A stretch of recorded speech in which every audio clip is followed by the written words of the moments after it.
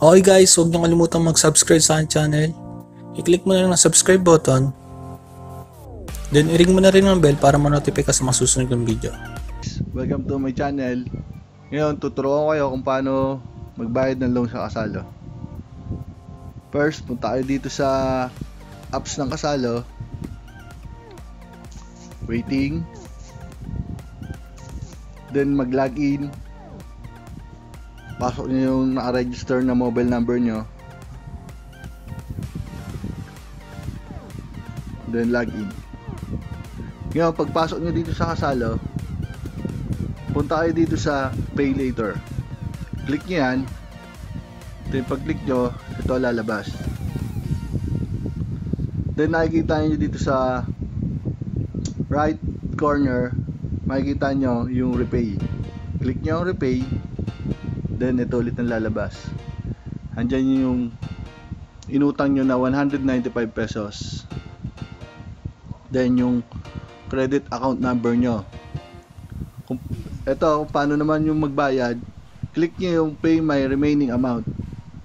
Pag click nyo yan, dito makikita nyo kung saan nyo pwedeng bayaran ang inyong utang. Pwede sa 7-Eleven, EasyPay, Robinson Bank, etc. Pwede sa mga remittances like Bayad Center, Cebuana, LBC. Bibigyan ko kayo ng sample kung paano magbayad sa 7-Eleven.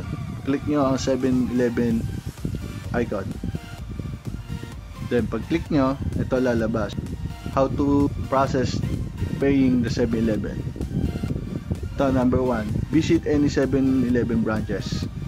Kung saan mas malapit sa inyo na branch sa 7-Eleven, doon na kayo magbayad. Number 2, access the click machine. Punta kayo sa click machine. Then number 3, choose and click loans. And number 4, choose and click Kasalo. And number 5, enter your loan ID number. Yan. Guys, ito yung ID number ko.